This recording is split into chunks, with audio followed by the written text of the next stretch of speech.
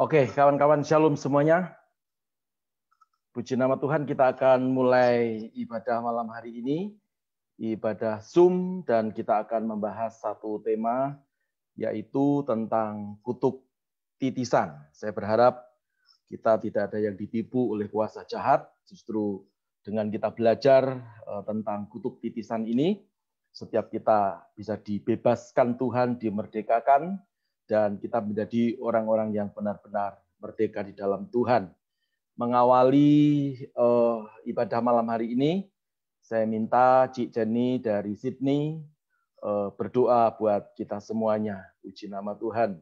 Saya minta Cik Jenny berdoa. Mari silakan dibuka dan saya persilakan. Haleluya. Selamat malam semuanya. Sorry, ini ampun. Tidak apa-apa. Okay.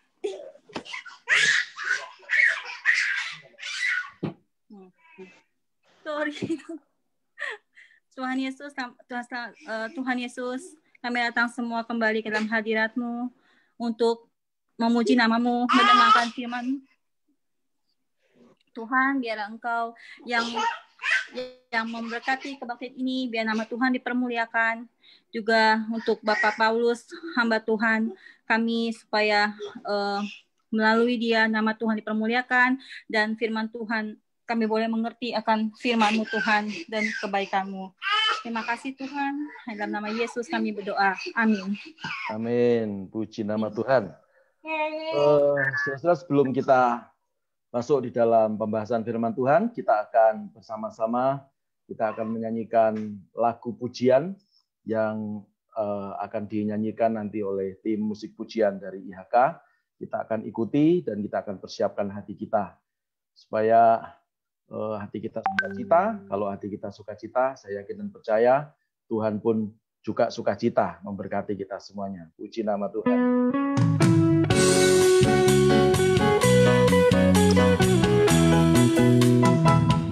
Begitu besar kasih Allah pada kita, diberkatilah anak cucu kita di mana-mana. Tuhan mengubah miskin dan menjadikan kaya, yang merendahkan dan meninggikan juga. Begitu besar kasih Allah pada kita, diberkatilah anak cucu kita di mana-mana. Tuhan mengubah miskin dan menjadikan kaya, yang merendahkan dan meninggikan juga. Berbahagialah bagi orang yang percaya, anak cucunya pasti tidak akan meminta-minta. Karena Allah menggenapi firman-Nya, tiada yang mustahil bagi orang percaya.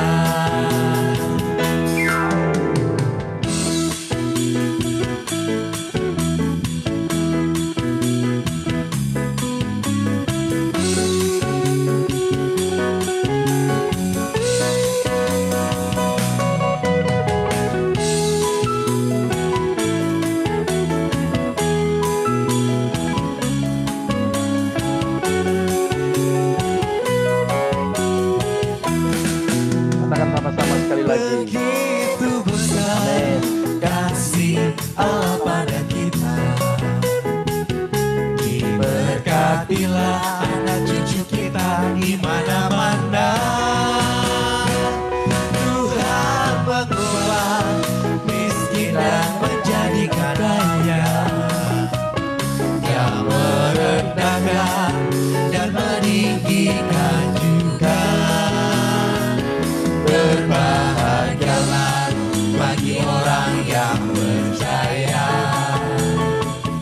anak cucunya pasti tidak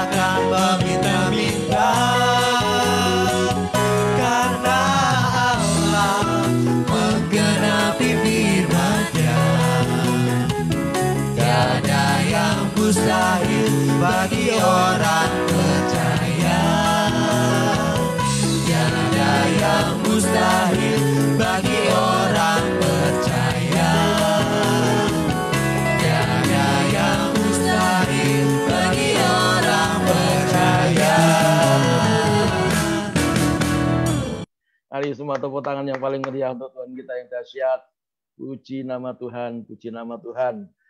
Nah, saudara-saudara, sekali lagi sebelum kita masuk dalam pemberitaan firman Tuhan, saya menyampaikan selamat datang di dalam ibadah Miracle is Free. Ya, saya percaya setiap kita, kalau kita ada sampai hari ini, bukan karena kuat gagah kita, tetapi kita ada karena Tuhan. Ya, kita ada sampai hari ini bukan kekuatan kita.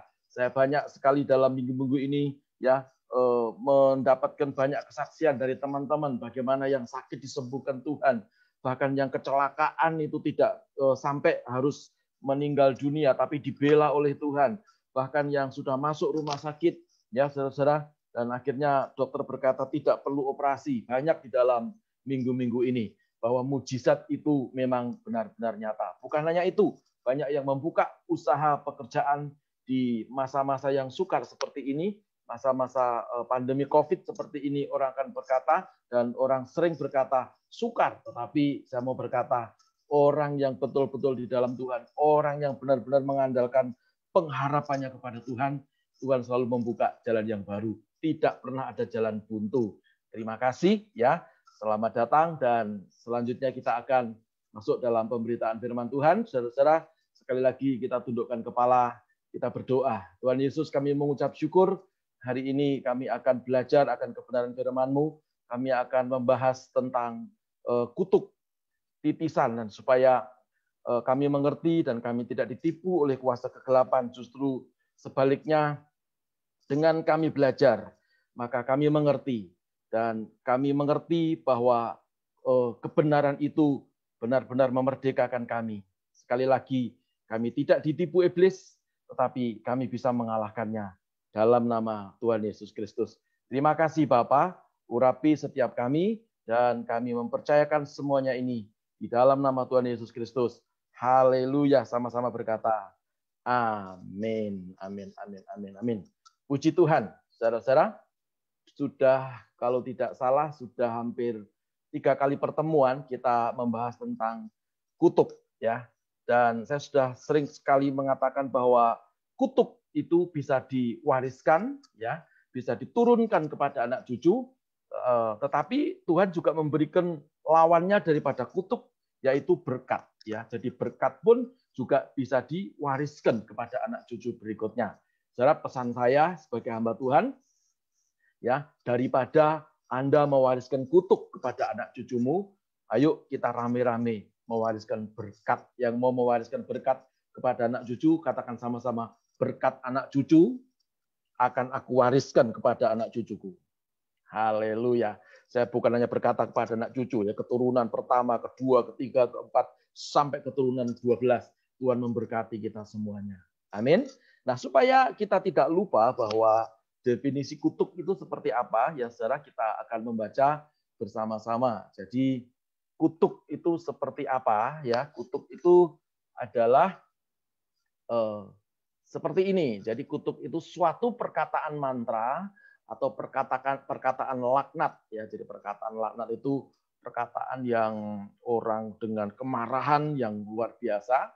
Ya, perkataan mantra itu sudah tahu bahwa dia berkatanya dengan mantra. Ya, atau hasil perbuatan perjanjian dengan roh jahat. Jadi kalau ada leluhur kita zaman dahulu kala ada sebuah perjanjian dengan kuasa jahat, baik itu perjanjian dengan kuasa jahat supaya dia bisa kaya, supaya usahanya berhasil, atau supaya dia memiliki kesaktian tertentu, supaya dia bisa mengobati ya dengan cara supranatural ya, dan seterusnya. Nah, itu akan ada kutuknya. Nah, kutuk ini bisa diwariskan ya kepada anak cucunya, ya saudara-saudara ya, kepada keturunan-keturunannya ya. Nah, kutuk itu tidak bisa lintas keluarga, tapi kutuk itu hanya bisa diwariskan kepada yang segaris.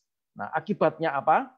Akibatnya orang yang terkutuk itu mengalami sial, mengalami celaka, mengalami sakit-sakitan, ya bahkan kemiskinan sampai juga kematian yang tidak wajar.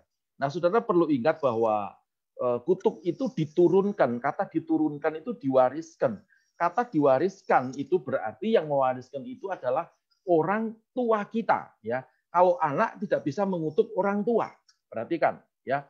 Kalau anak, saya ulangi lagi, tidak bisa mengutuk orang tuanya.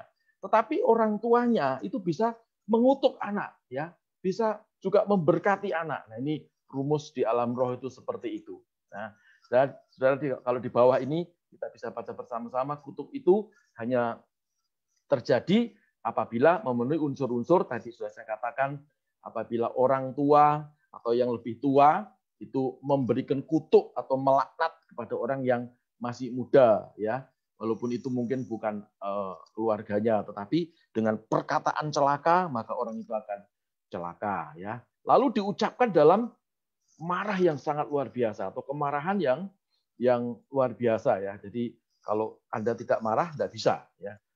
Saya mengutuk kamu supaya kamu jadi orang miskin, tidak bisa. Jadi harus dengan kemarahan yang meledak-ledak, diucapkan dalam murka, dalam kebencian, ya. Nah, kutuk itu diwariskan kepada anak cucu dalam bentuk, kemarin kita sudah membahas bersama-sama, yang pertama itu tentang okultisme, di dalamnya ada kutuk garis keturunan, dan seterusnya. Ya. Nah, malam ini kita tidak membahas kembali lagi kepada kutuk okultisme, tetapi kita membahas tentang yang lebih spesifik, yaitu kutuk titisan. Ya. Kata titisan sendiri sebetulnya berasal dari kata nitis. Kata nitis itu adalah lebih banyak dimaknai oleh orang-orang Jawa. Nitis itu bukan titis. Kata titis itu juga bisa misalnya Anda membidik dengan senapan angin, membidik burung begitu, lalu burungnya kena. Orang Jawa bilang titis, bukan itu, saudara.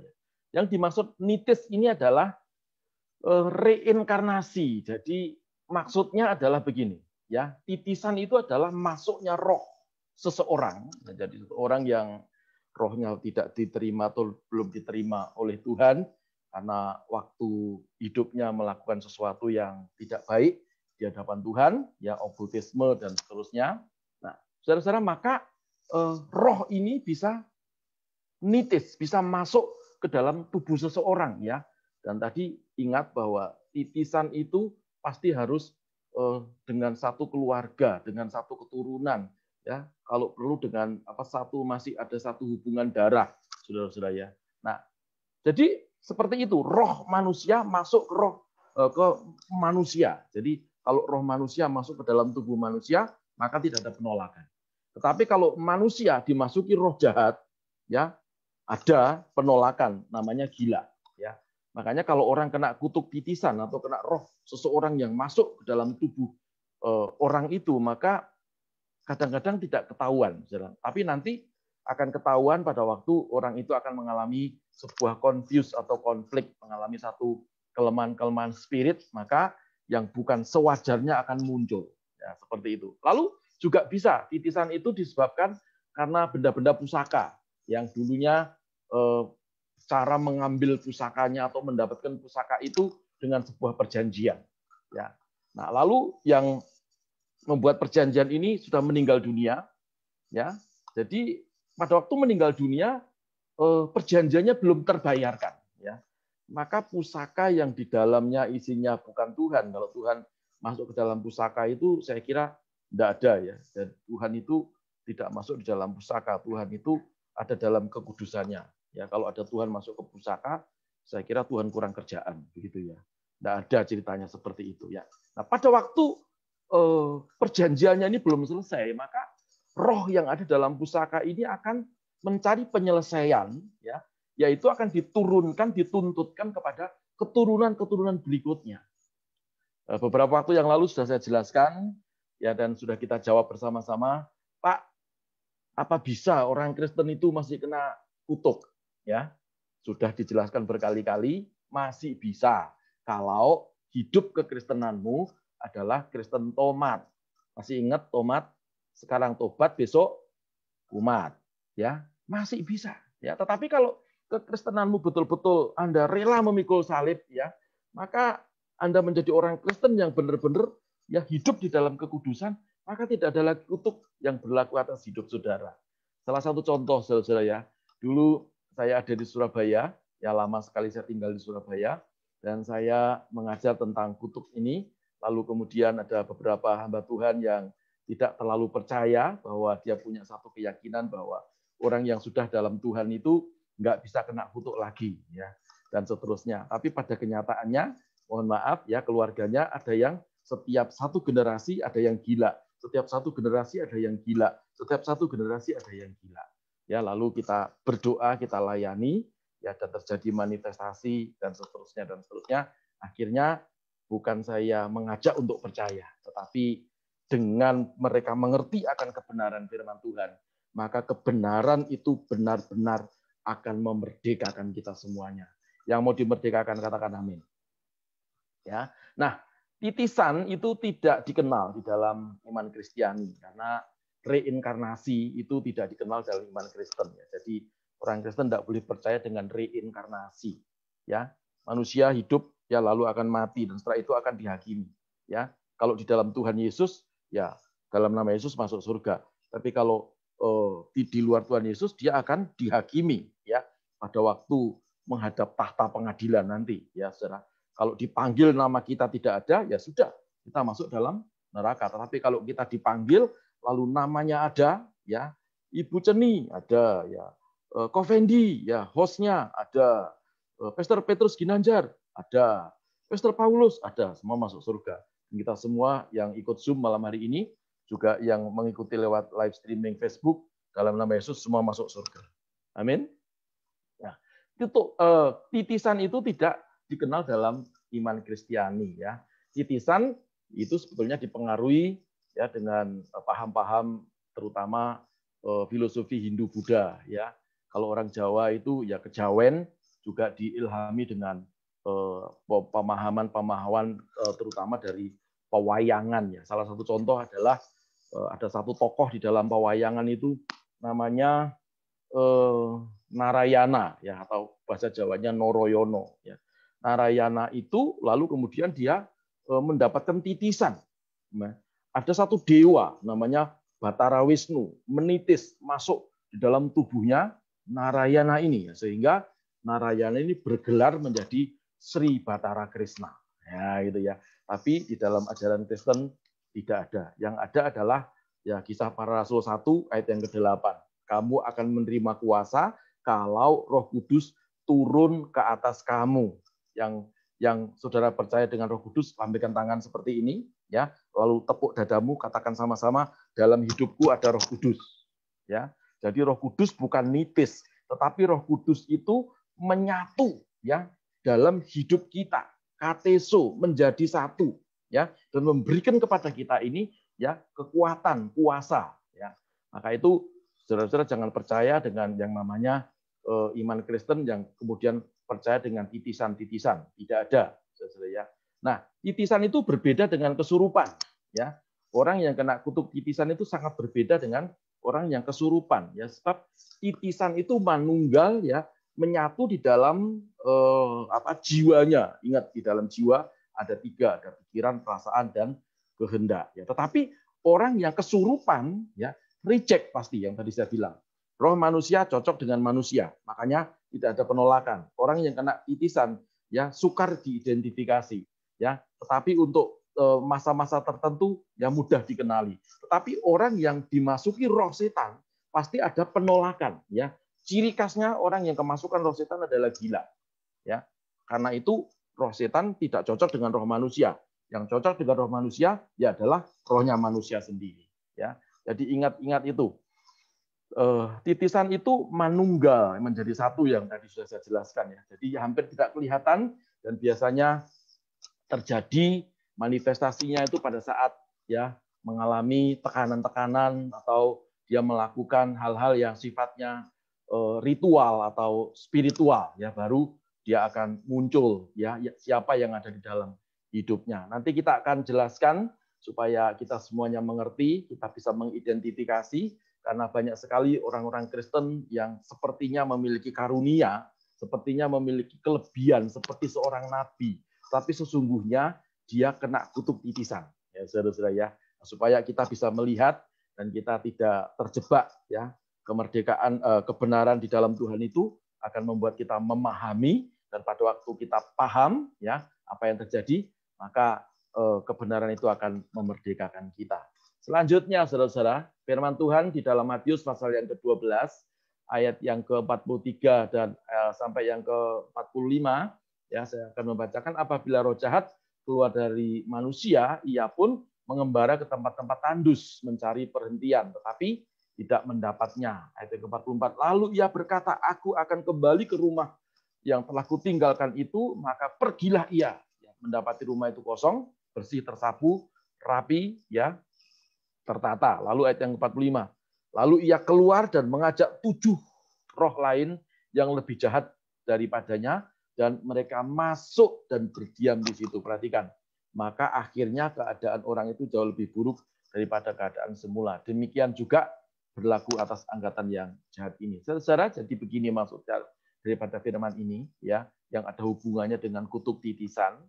Kalau roh jahat itu keluar dalam bentuk apapun, mungkin dalam bentuk perjanjian, dalam bentuk dengan pusaka dan seterusnya, maka tidak mungkin setan itu meninggalkan manusia lalu setan itu akan rela begitu saja. Tidak, karena sifat utama dari setan itu adalah mencuri, membunuh, dan membinasakan.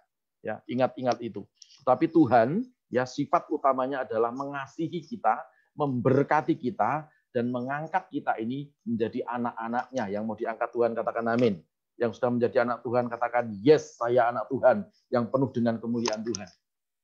Amin. Ya. Jadi seperti itu. Maka kita harus ngerti dasar firman-Nya. Setan itu ada, Tuhan juga ada. Tetapi setan sudah dikalahkan. Kita sebagai anak-anak Tuhan jangan takut dengan perbuatan-perbuatan roh jahat. Sebab apa? Roh yang di dalam kita jauh lebih besar daripada roh-roh yang ada di dunia ini.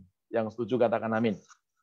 Nah, selanjutnya saya akan jelaskan jadi terjadinya kutuk titisan itu bagaimana, ya. Saya tidak melihat dari cara pandang yang lain, tetapi saya melihat dari sudut pandang okultisme, ya, yang kita pahami, ya, sesuai dengan iman Kristen, saudara-saudara ya. Nah, yang pertama, ya, saya tulis di sini adalah terjadinya perjanjian yang belum selesai. Tadi saya sudah katakan dalam pembukaan, ya, antara leluhur, ya, dari antara orang tua yang sudah meninggalkan kita, ya, dengan pusakanya atau ilmu mantranya. Saudara, sebetulnya mantra itu adalah bahasa seperti bahasa doa. Ya, di dalam mantra itu ada sebuah kekuatan. Ya, karena mantra itu dikatakan dengan segenap hati. Nah, dan biasanya mantra itu untuk memanggil sebuah kekuatan. Ya, kalau mantra itu yang dipanggil pasti adalah kuasa jahat. Tetapi kalau doa dan permohonan pasti kita minta tolong dengan kekuatan Tuhan. Ya, jadi bedanya di situ. Lalu yang kedua, terjadinya kutuk titisan dari sudut pandang okultisme adalah roh atau kuasa mantra itu menuntut, ya, jadi ada tuntutan, ya, mencari keturunan dari leluhur yang telah meninggal karena perjanjiannya tadi belum selesai. Mungkin ada yang bertanya, Pak, perjanjiannya apa? Saya pernah ingat dulu ada famili saya di kampung, saudara. Jadi kalau setiap 1 tahun sekali dia harus makan ayam, ya, ayam dan tumpeng. Kalau saudara tahu tumpengnya orang Jawa itu kan cukup tinggi, ya, walaupun tidak 1 meter, tetapi kalau 1 tumpeng dimakan 10 orang itu saya kira udah habis, ya. Tetapi saudara saya ini bisa memakan tumpeng dalam 1 kali makan kurang dari 1 jam itu ya sekitar 20 sampai 25 tumpeng, saudara-saudara ya. Bayangkan ya. Nah, suatu hari saya bertanya, ya, saya kebetulan manggil dia itu Mbah, ya. Saya tanya, kenapa kok seperti itu, Mbah? Ya. Kok bisa cepat makannya kurang dari 1 jam, sekitar 25 tumpeng bisa habis, ya. Dan dia berkata, oh iya, aku sedang makani, makan itu memberi makan. Siapa yang diberi makan? Roh yang di dalam, ya. Nah, ini kalau belajar seperti ini, lalu kita cocokkan di dalam pelajaran teologi nggak masuk, saudara, karena ini adalah pengalaman-pengalaman spirit, ya. Jadi seperti itu. Nah, untuk apa kalau sudah kenyang? Nah, ini mantra kekuatan, saudara. mantra kekuatan. Jadi, nah, kalau pada saatnya saudara atau orang yang memiliki mantra kekuatan ini belum memberikan makanan, ya, lalu sudah terlanjur meninggal dunia, ya, lalu meninggalnya itu tidak diwariskan mantranya kepada anak cucunya, maka mantra kekuatan ini akan mencari siapa? Mencari keturunan-keturunan berikutnya. Kalau keturunan berikutnya sudah dalam Tuhan Yesus, ya sungguh-sungguh ya nggak kena. Ya. Orang yang tidak sungguh-sungguh yang kena. Ya. Walaupun dibaptis sekalipun, tapi kalau perbuatannya tomat itu tadi, sekarang tobat besok kumat, ya tetap kena. Ya. Makanya hati-hati. Ya, saudara-saudara, itu sedikit kesaksian. Lalu berikutnya, akibat dari titisan ini, ya seseorang akan melakukan hal yang aneh-aneh, ya, dan melakukan hal-hal yang mengherankan atau membuat orang itu terkesima, ya. Salah satu contoh misalnya anak kecil bisa ngobati orang besar, gitu ya, dengan cara-cara yang sederhana, pakai batu, gitu ya, batunya dicelup-celup begitu, terus airnya suruh minum, gitu ya. Terus orang berkata, wah ini karunia, ini datang dari Tuhan. Belum tentu, saudara-saudara, ya. Ini bisa kutukan, ya. Tadi saya katakan bisa mengobati orang yang sakit keras dengan cara yang sederhana. Lalu apalagi, ya, bisa meramal, ya. Oh, nanti kamu akan begini-begini, ya, atau bisa mengetahui hal-hal yang sudah terjadi beberapa puluh tahun yang lalu, ya, masih kecil atau sudah besar. Kamu dulu begini, nggak usah cerita, nggak ada yang memberi informasi. Dia bisa membaca kisah masa lalunya seseorang. Belum tentu itu karunia.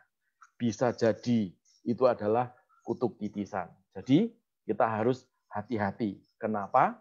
Karena iblis itu Alkitab berkata, ya, menyerupai malaikat terang. Ya, menyerupai itu, ya, bukan sesungguhnya, tetapi dia bisa menyerupai seperti, gitu ya. Kalau kita tidak menguji berbagai ajaran, maka kita akan menjadi orang yang mudah disesatkan oleh berbagai macam pengajaran-pengajaran di akhir zaman ini. Nah, berikutnya, saudara-saudara, ya, kita lihat terjadinya titisan ya dari sudut pandang Kristen yang sebetulnya adalah tadi bisa meramal, ya, lalu bisa melihat aura rumah. Ya, misalnya datang ke rumahnya seseorang, wah rumahmu ini jelek, loh. Rumahmu ini ada yang ngerjain, rumahmu ini auranya kurang bagus, ya. Saya akan tolak, saya akan berikan aura yang bagus. Lalu dengan gerakan-gerakan tertentu, ya, maka dianggap rumah itu sudah bersih. Padahal orang ini tidak pernah belajar mantra. Padahal orang ini tidak pernah sungguh-sungguh ke gereja. Nah, saudara-saudara, makanya apakah bisa, ya, orang-orang yang Kristen itu bisa kena kutuk titisan? Saya mau berkata, bisa kalau tidak sungguh-sungguh. Makanya kita harus sungguh-sungguh. Saya tulis di sini. Orang ini bisa Kristiani, ya, sehingga sering kali, ya, banyak orang yang menjuluki dia mendapatkan karunia roh, padahal bukan karunia roh. Nanti kita akan bedakan. Ada karunia roh, lalu juga ada apa? Buah roh, ya. Karunia roh ada 9, ada buah roh juga 9, ya. Kalau yang dikejar ini hanya karunia, ya, saudara bisa tersesat atau disesatkan. Tapi kalau kita berproses, kita mengejar namanya buah roh, maka kita akan mendapatkan karunia roh. Ya. Yang keempat, saya tulis di sini, pada dasarnya orang yang mengalami titisan ini tidak pernah belajar. Tadi saya sudah katakan, ya, tidak pernah belajar tentang sesuatu yang gaib. Kalau dia orang Kristen, ya, pasti imannya tidak sungguh-sungguh. Ya, itu Kristen keseretan atau Kristen yang tomat itu tadi. Nah, bisa juga terjadi atau dialami oleh anak-anak, ya, pada waktu masih kecil sudah bisa lihat, ya, sesuatu, ya, sudah bisa memiliki dunia sendiri, ya. Orang mungkin berkata indigo atau indera keenamnya ngebuka, gitu ya. Nanti kita akan bahas sedikit tentang itu, walaupun ada sedikit bedanya antara indigo dengan titisan, saudara, ya. Jadi indigo ini bisa juga kelemahan jiwa, bisa juga jendela daripada jiwanya itu bukanya terlalu lebar, ya, sehingga dia antara dunia nyata dan alam roh itu, ya, dia bisa merasakan dua dunia, ya. Bagaimana cara melayani orang seperti ini, ya? Didoakan dalam nama Yesus, tutup, ya, Pokoknya semua dalam nama Tuhan Yesus. Ya, di bawah kolong langit dan di atas bumi ini tidak ada satu nama yang dianugerahkan kepada manusia, ya, yang olehnya kita selamat, yang olehnya kita diberkati, yang olehnya kita mendapatkan kekuatan. Selain nama Yesus tidak ada lagi. Amin. Ya, jadi apakah harus panggil pendeta? Tidak. Kita semua punya kuasa. Yang penting saudara mau belajar di dalam Tuhan. Ya, Tuhan memberikan kuasa kepada kita semuanya.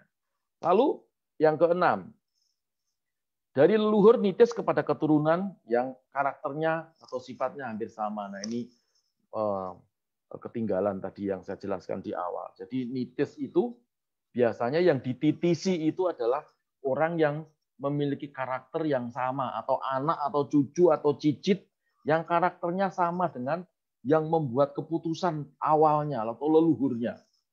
Kalau sukanya kopi pahit ya sama dengan anak ini kopi pahit ya. Sukanya berzinah misalnya gitu, sukanya kawin cerai, sukanya mabuk, pesta pora, sukanya hal-hal yang kejijikan, bisa saudara-saudara ya. Maka itu Tuhan itu ya tidak pernah mau nitis atau memilih orang-orang yang hidupnya dalam dosa. Tapi Tuhan menghargai orang yang bertobat. Tetapi setan sangat senang kepada orang yang sifat-sifatnya tidak mau berubah. Ya, sifat-sifatnya tetap hidup di dalam dosa. Itu setan senang banget. Ya. Katakan sama-sama itu bukan saya. Amin. Ya. Nah, sekarang. Loh kok macet? Tunggu. Sebentar. Ini. Saya kira macet. Nah, yang sering terjadi pada orang titisan. Ya. Sekarang kita akan sedikit meningkat. Ya. Nah, orang yang kena kutuk titisan itu apa yang dia alami? Ya, apakah dia senang? Apakah dia bangga dengan dia bisa tahu itu? Dia bisa meramal orang, dia bisa menyembuhkan orang, dia bisa mengetahui masa lalu orang, ya, dia bisa sakti dan seterusnya. Apakah yang terjadi pada orang yang kena titisan? Ya, saya tulis di sini yang pertama, orang ini sering akan mengalami ketakutan. Karena apa? Jiwanya rapuh. Ya, orang yang mengalami kerapuhan jiwa itu begitu dikejutkan, pasti dia akan stres. Nah, dulu saya pernah mendoakan satu anak, ya, anak ini masih playgroup. Waktu saya masih tinggal di Cempaka Putih. Lalu anak ini ngomong sama papanya, ya, anak ini tidak mau lagi sekolah karena di sekolah ini dia melihat banyak sekali setan-setan yang ada di sudut-sudut sekolah. Bahkan setan ini ada yang jorok, ada yang menjijikkan, ya, ada yang serem, bahkan ada yang minumnya darah dan seterusnya. Sehingga anak ini stres, ya. Anak ini tidak mau sekolah. Jadi begitu dengar kata sekolah tidak mau, ya. Lalu karena dia nggak tahu dulu ceritanya bagaimana, saya lupa, ya. Tapi yang jelas orang tuanya ini membawa anaknya ke rumah saya. Dan ternyata dia orang Solo, ya, dan saya bertanya sedikit bagaimana eyangnya, bagaimana leluhurnya, dan ternyata ya memang seperti itu, saudara-saudara ya. Dan singkat ceritanya waktu kita doakan dalam nama Tuhan Yesus, maka jiwa anak ini nutup, ya, tidak lagi terbuka karena dibawa ke para medis, ke dokter, dan dokter berkata, oh ini indigo, dikasih obat dan seterusnya, ya bagus, ya, tidak apa-apa, ya daripada pergi ke tempat-tempat yang lain. Mendingan pergi ke dokter, gitu ya. Lalu dibawa dan kita doakan. Sudah tahu, waktu jiwanya nutup, dia tidak lagi bisa melihat yang aneh-aneh, ya dia bisa kembali lagi ke sekolah. Bahkan berita terakhir tahun 2007, yaitu dia pindah ke Perancis, ya, pindah ke Perancis. Puji Tuhan. Dan waktu itu saya masih bisa mengadakan kontak, tetapi lama-lama hilang, ya, saudara, ya begitu. Nah, saya mau katakan bahwa jangan bangga dengan kalau ada orang atau keluarga Anda yang tiba-tiba pinter, tiba-tiba kok memiliki seperti karunia. Ya, bisa juga itu sebuah titisan. Nanti kita akan identifikasi. Ya, lalu yang terjadi yang kedua, biasanya orang itu bisa arogan, ya, sombong, sok, gitu ya. Kalau jiwanya nggak rapuh, ya maka orang ini akan menjadi orang yang sok, orang yang sok hebat, gitu ya. Tapi hatinya sebetulnya itu nggak ada damai sejahtera. Orang yang kena kutuk titisan itu Nggak ada damai sejahtera, saudara. Karena datangnya bukan dari Tuhan, datangnya dari kuasa kegelapan. Ya, lalu bila dia seorang Kristen, ya, maka dia akan menjadi nabi, ya, seperti nabi, bukan menjadi nabi, ya, acting seperti nabi. Karena banyak orang yang menjulukinya demikian, bisa ini, bisa itu, ya. Pendeta belum khotbah gitu sudah tahu ayatnya nanti ini, ya, nanti poin-poinnya ini, begitu ya. Apakah seperti itu? Apa iya, apa tidak? Ya iya, ya tidak, tergantung nanti buahnya seperti apa. Ya. Nah, kalau dia pergi ke gereja biasanya itu jadi tukang menghakimi. Ya.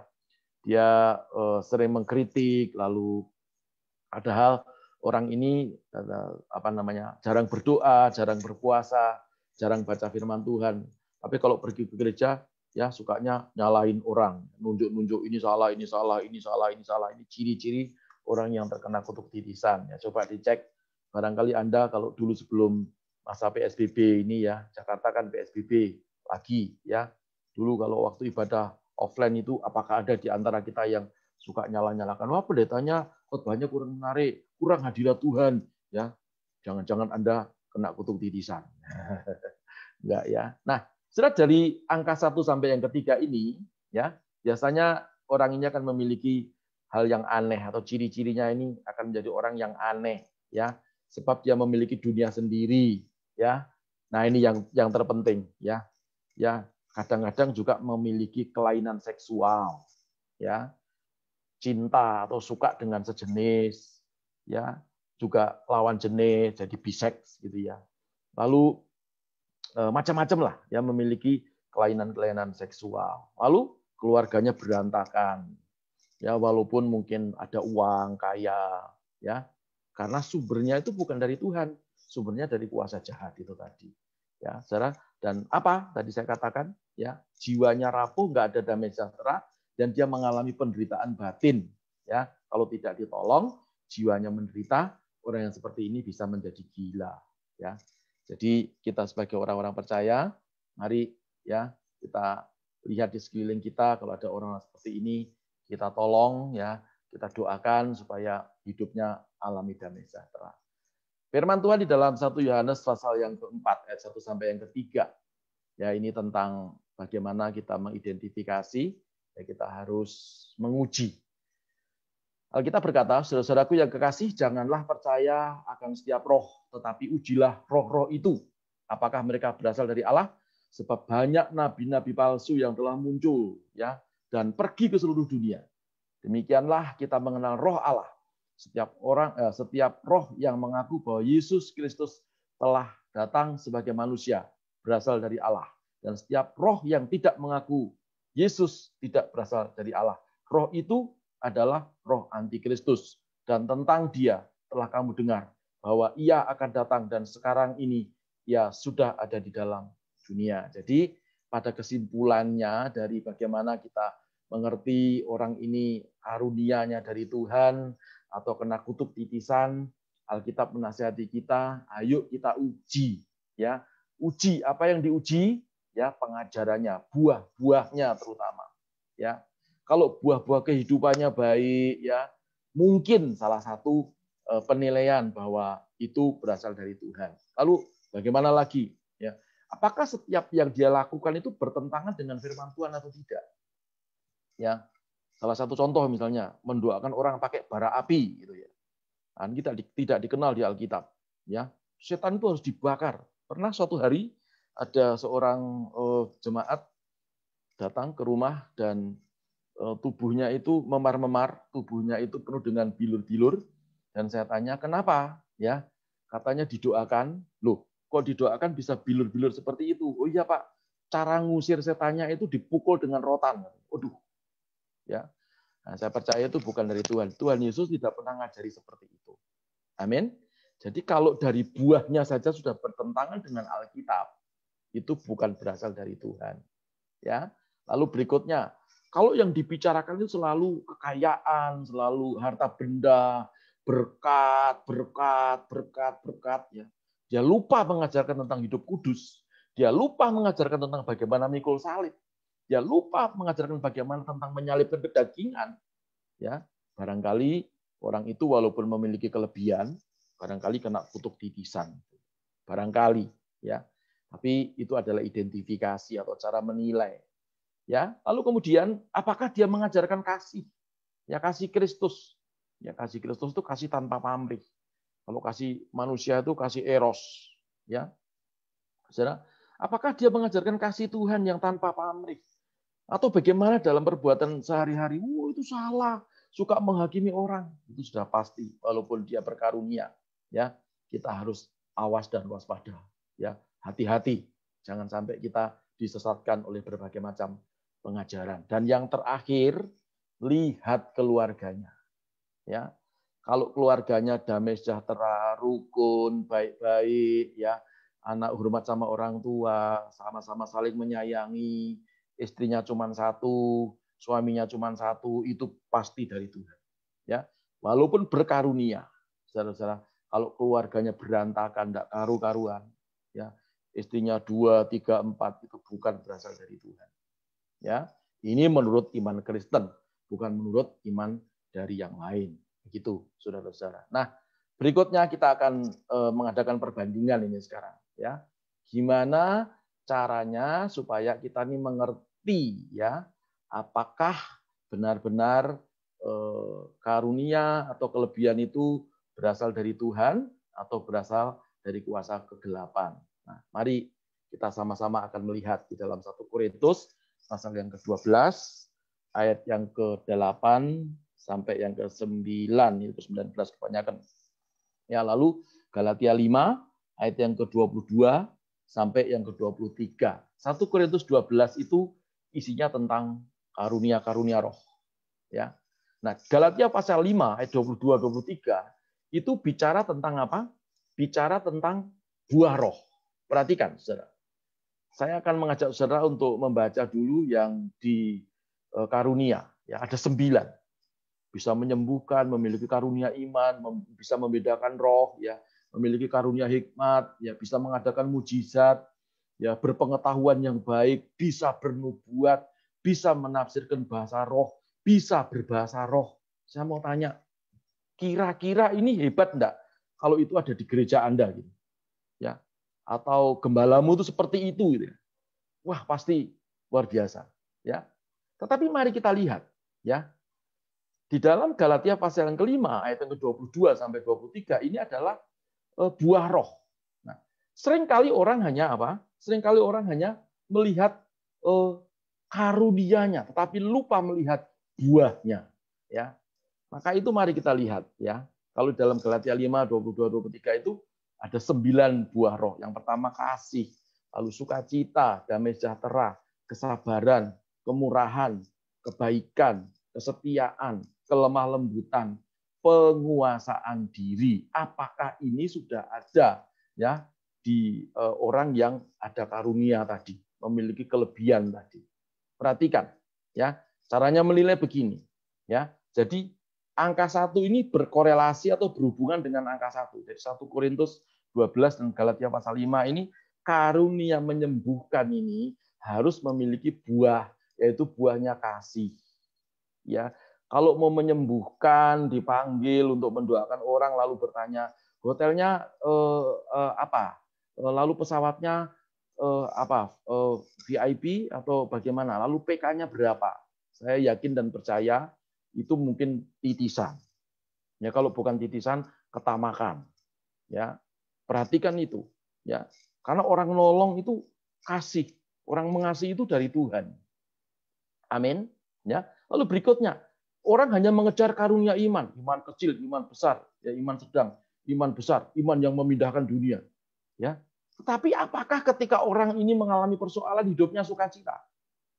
Ya, ketika dia mengalami masalah, lagi lockdown, lagi PSBB seperti ini, wajahnya ditekuk-tekuk, lalu ditanya tetangganya, gimana Pak Shalom, gimana Pak Kristen? Aduh, hidup kok kayak begini ya, kita mati rame-rame saja yuk. Nah, ini berarti dia hanya memburu karunia.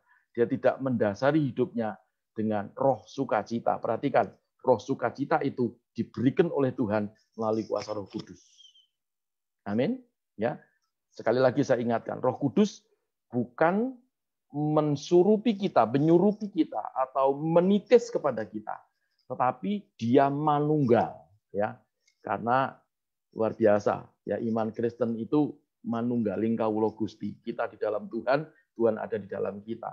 Jadi apapun yang terjadi kita tetap sukacita. Setuju, katakan amin. Ya, lalu membedakan roh, bisa membedakan, oh ini roh ini. Ya, pinter sekali bisa membedakan roh. Tapi apakah hidupnya damai sejahtera?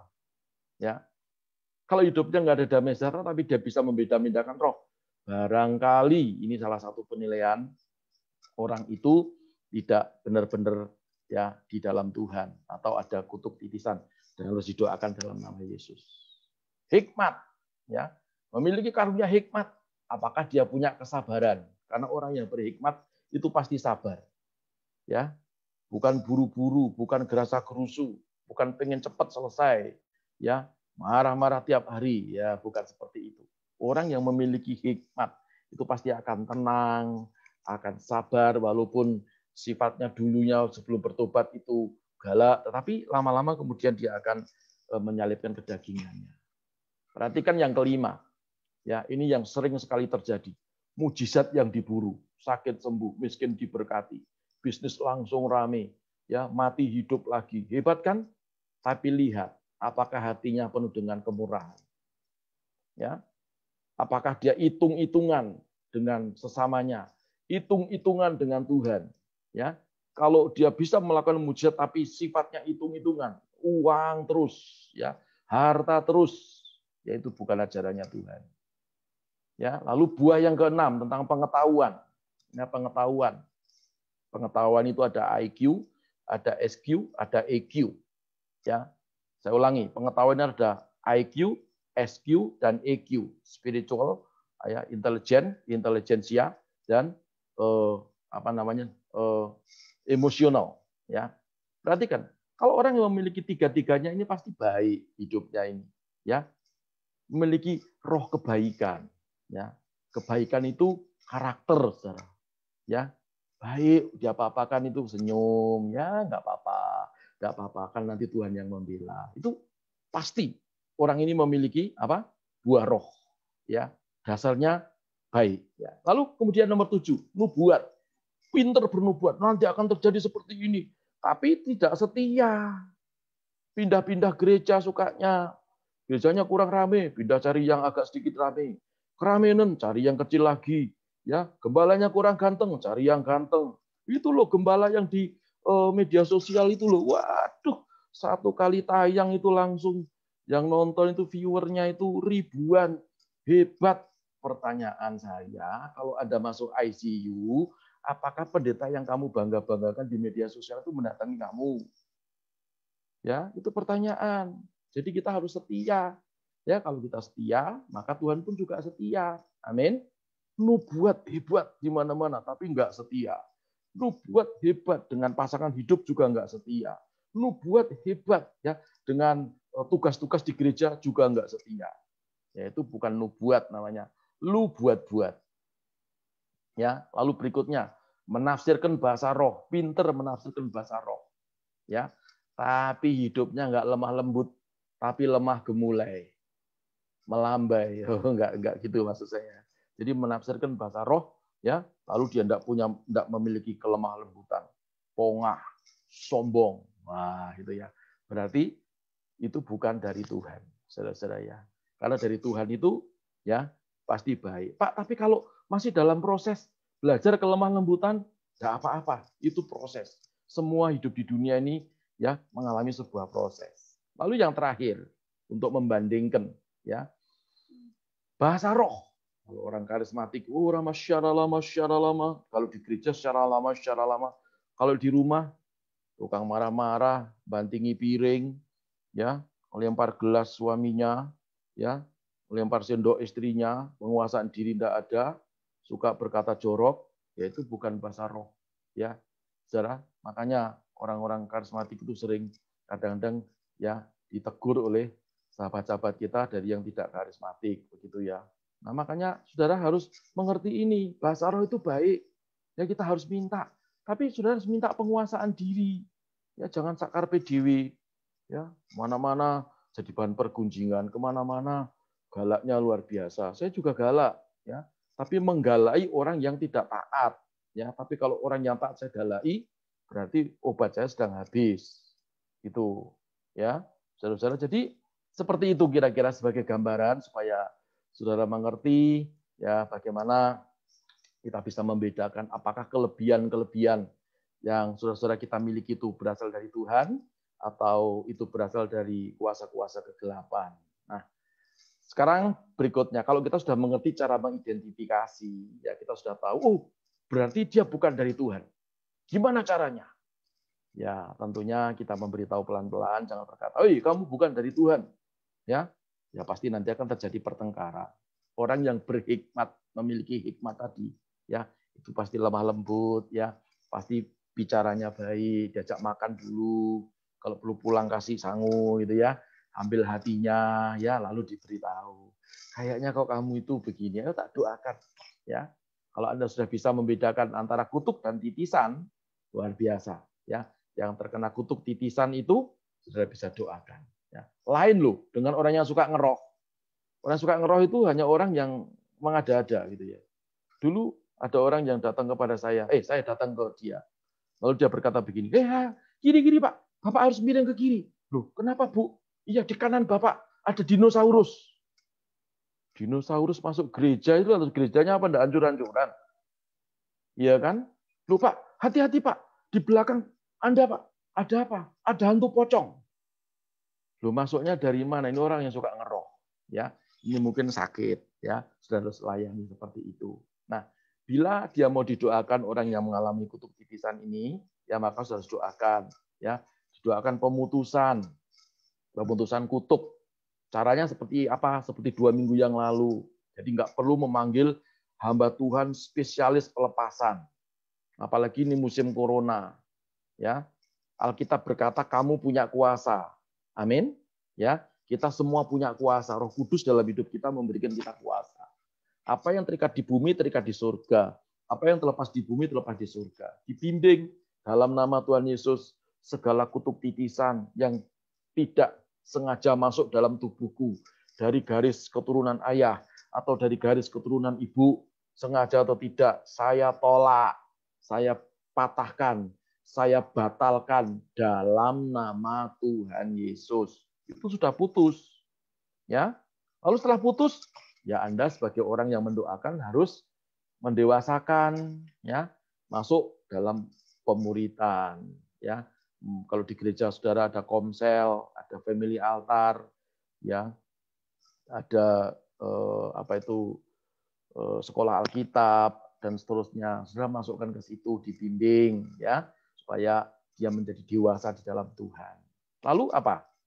Kasih ayat-ayat firman Tuhan tentang ayat peperangan. Ya, kenapa? Karena orang-orang yang seperti ini nih jiwanya itu sudah terlanjur ngebuka. Kalau Anda tidak isi firman, begitu diganggu lagi, dia bingung. Tapi kalau ada firman itu yang akan melawan gangguan itu. Alkitab berkata, pada mulanya adalah Allah, ya, atau pada mulanya adalah firman. Firman itu bersama-sama dengan Allah. Dan firman itu adalah Allah. Jadi kalau Anda baca firman, Anda sedang belajar tentang pribadi Allah dalam hidupmu. Kalau Anda sedang menghafalkan firman, berarti Anda sedang memasukkan keilahiannya Tuhan dalam hidupmu. Nah, kalau ada unsur ilahi dalam hidupmu, nah, saudara bisa membayangkan gangguan roh jahat, saudara bisa tengking dalam nama Yesus, setannya pergi. Nggak ada lagi kutuk titisan. Amin.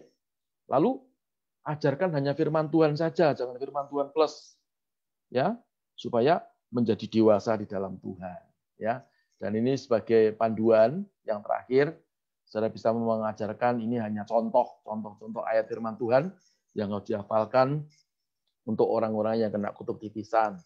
Salah satu contoh di Lukas 10:19, Yakobus 4 ayat 7, 1 Petrus 5 ayat 8, ya, Efesus 4 ayat 27, ya. Ini dihafalkan, masih banyak lagi. Ya, sampai ini hafal. Nanti kalau hafal, maka firman ini loh yang akan melawan setiap gangguan, setiap godaan. Ya. Terus bagaimana yang tidak terkena kutuk titisan? Boleh menghafalkan firman. Ya, karena roh jahat itu bukan hanya bekerja pada kutuk saja, tapi setiap hari mengganggu kita. Ya, seperti lawanmu itu seperti singa yang mengaum-aum, kata Alkitab. Ya, yang siap mencari mangsa untuk ditelan, jadi tanpa dikunyah, ditelan bulet-bulet begitu ya. Tapi kalau kita ada firman, waktu kuasa jahat datang, waktu persoalan datang, kita tolak tengking dalam nama Tuhan Yesus Kristus. Ya, saudara-saudara. Jadi kira-kira seperti itu yang bisa saya sampaikan malam hari ini tentang kutuk titisan dan identifikasi dan bagaimana caranya saudara lepas dari kutuk titisan. Ya, saya mau menyelesaikan ini dan saya tidak akan terlalu banyak bertanya jawab kepada saudara-saudara. Justru mungkin ada di antara saudara yang mungkin mengalami hal-hal seperti itu, saudara-saudara, Anda bisa berdoa. Ya, kalau Anda dari gereja yang lain, doa dalam nama Yesus. Ya, ngomong sama pendeta saudara. Kalau saudara dari IHK atau dari GBI Polres, ada Pak Petrus Ginanjar, saya minta didoakan Pak Petrus Ginanjar. Para gembala-gembala, para pastor-pastor pasti sudah dahsyat luar biasa. Dari Palangkaraya ada Pak Martin Pinatik. Ya, anak rohani saya, sudah saya ajarkan gimana caranya mendoakan orang-orang yang seperti ini, ya, luar biasa. Jadi nggak ada yang perlu ditakutkan, ya. Yang penting kita ada dalam kebenaran firman Tuhan, ya. Kalau kita di luar kebenaran firman Tuhan, kita jadi diinjak-injak iblis. Tapi kalau kita di dalam kebenaran firman Tuhan, seperti terang, mana bisa terang itu dikalahkan oleh kegelapan. Tapi kalau Anda meninggalkan terang, lalu masuk di dalam kegelapan, hancurlah sudah Anda di sana. Ya, makanya saudara harus bersyukur kita memiliki Tuhan yang sudah menebus dosa pelanggaran kita, sudah menebus segala kutuk. Ya, bahkan ada hamba Tuhan yang berkata, setiap kutuk diubah Tuhan jadi berkat. Wah, kok bisa Pak? Ya tanya Tuhan, itu kekuasaannya Tuhan. Kutuk bisa diubah jadi berkat. Wong ratapan tangisan saja diubah Tuhan jadi sukacita. Amin. Miskin diubah Tuhan jadi kaya seperti tadi. Berkat anak cucu lagu yang kita sudah nyanyikan sama-sama tadi. Ya, sampai berkat itu diwariskan kepada anak cucu berikutnya dalam nama Tuhan Yesus. Ya, jadi sekali lagi sama-sama mewariskan kepada anak cucu. Jangan mewariskan kutuk. Tapi mari kita wariskan berkat. Kita wariskan iman. Kita wariskan pengharapan. Kita wariskan kasih yang datang daripada Tuhan. Dengan iman, pengharapan, dan kasih. Miracle is free. Mujizat itu gratis. Dan mujizat itu pasti terjadi dalam kehidupan kita semuanya. Amin. Puji nama Tuhan. Ya, saya minta Pastor Fendi untuk membuka semua supaya kita bisa berdoa, ya. Mungkin ada yang mau didoakan malam hari ini, saya minta untuk angkat tangan, ya. Ini ada pertanyaan juga Pak Mohtar Daeng Pasolo, mohon didoakan juga kami sekeluarga biar tetap kuat iman kami dalam menghadapi badai persoalan hidup. Dan akhir-akhir ini juga kami semakin jauh dari Tuhan. Tolong didoakan. Wah, jangan menjauh, sudah mendekat. Jangan seperti lagu, aku jauh, engkau jauh, aku dekat, engkau dekat. Nggak bisa. Tuhan itu nggak bisa begitu. Ya. Sebetulnya walaupun kita jauh, Tuhan itu masih dekat sama kita. Karena kita ini anak-anak Tuhan. Amin. Dengan perasaan kita saja. Ya. Jangan meninggalkan terang itu. Ya. Lalu Anda pergi kepada kegelapan. Tapi tetap di dalam terang Kristus. Saya mau berdoa ya untuk Pak Mohtar Daeng Pasolo. Dalam nama Yesus, Pak Mohtar Daeng Pasolo, supaya tetap kuat di dalam iman, menghadapi badai persoalan hidup, dan badai ini pasti berlalu, badai ini pasti dienyahkan Tuhan, dan menjadi teduh. Dan oleh keputusan hatinya, maka dia tidak meninggalkan Tuhan. Semakin erat, semakin dekat dengan Tuhan. Dalam nama Yesus. Amin. Ya. Saya mau lihat lagi, apakah ada yang, ini ada, siapa lagi? Ko Fendi?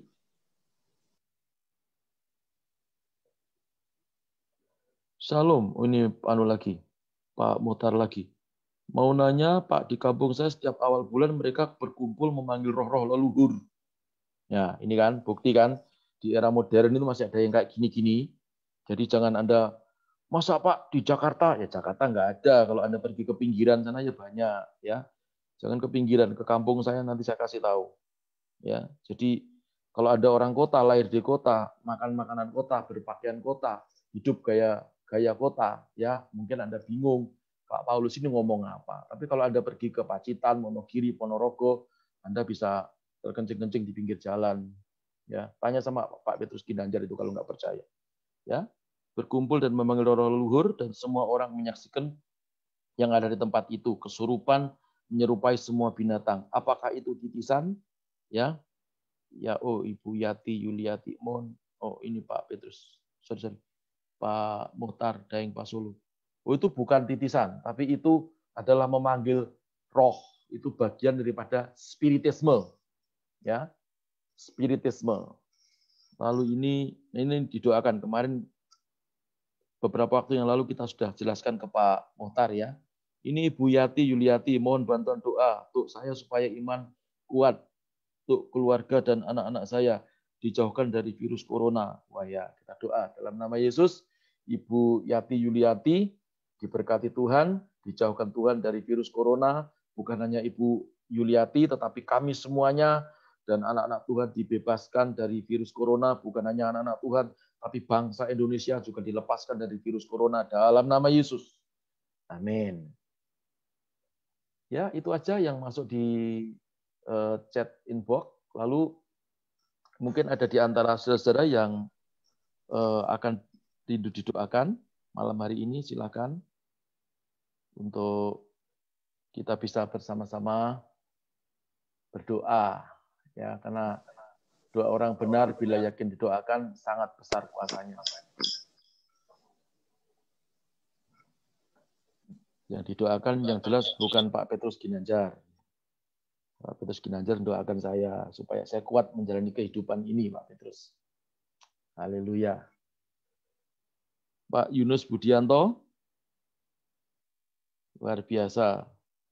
Ini ada dari Bandung juga Pak David.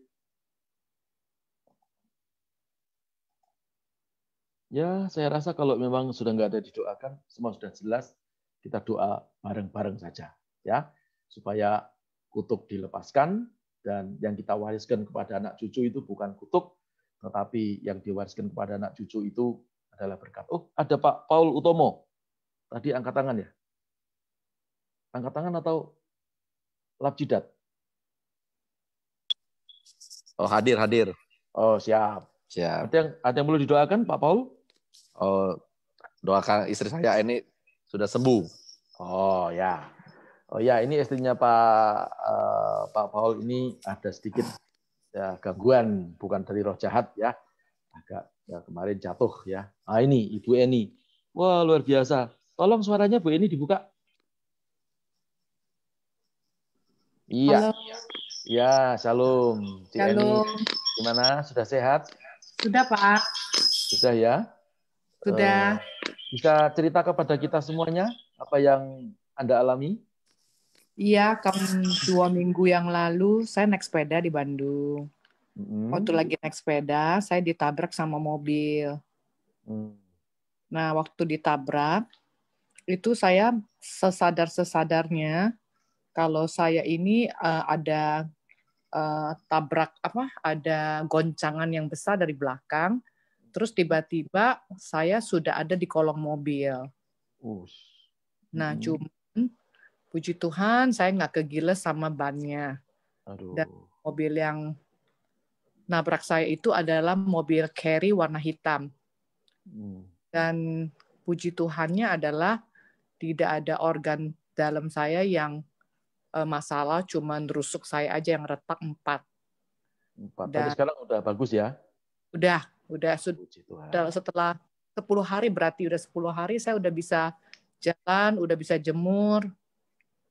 Saya masuk mengalami penyembuhan yang luar biasa sih, Pak. Luar biasa. Cuman saya belum boleh ke situ sama Pak Bobi. Aja, Bapak. Makasih Pak buat doanya, makasih. Oke, kita doa bersama-sama ya, saudara buat Ibu Eni ya. supaya proses penyembuhan ini juga berjalan yang cukup luar biasa. Saya sudah berdoa buat beliau. Saya saksikan bagaimana Tuhan sudah sembuhkan saraf saya kecepit, ya. Dalam hitungan hari Tuhan sembuhkan dalam nama Yesus. Mestinya operasi 200 sampai 300 juta, tapi anugerah Tuhan free. Makanya miracle is free. Amin. Ya. Kita berdoa bersama-sama buat Ibu Eni, ya. Kita angkat tangan kita arahkan kepada beliau. Bapak, kami berdoa buat Ibu Eniati yang Tuhan sudah bebaskan dari roh maut, yang Tuhan sudah sembuhkan dari kecelakaan, bahkan tulang rusuknya 4 yang retak, dan sudah tersambung dalam nama Yesus. Dalam hitungan beberapa hari pun dia sudah mendapatkan kesembuhan dan perkembangan kesehatan progresnya yang luar biasa.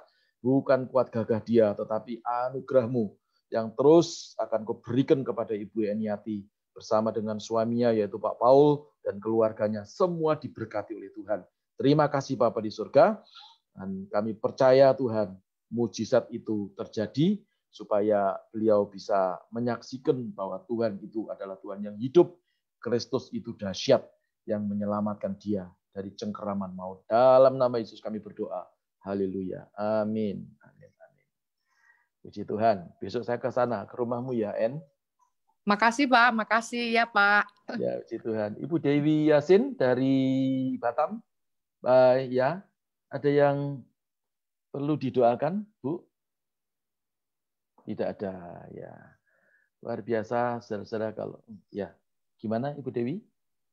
Enggak, udah. Oh, enggak ada. Oke, kalau enggak ada Pak Eka? Pak Eka, Moni? Ya, coba lihat wajahnya ini ya. Pak Eka ini ya, dahsyat. Ya, Saya sama, ya. Coba ngomong dalam nama Yesus ada kekuatan. Coba.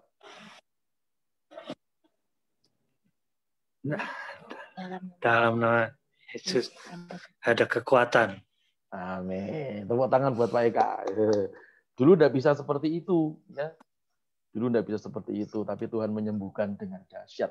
Kalau ini mah bukan 90%, 90%, ini 100% sudah disembuhkan Tuhan, ya. Nanti kalau coronanya sudah pergi dari Jakarta, pulang ke Jakarta ya. Melayani sama-sama di gereja. Ya. Amin. Puji Tuhan. Haleluya. Nah, saudara, karena waktu terus berjalan, kita akan berdoa bersama-sama.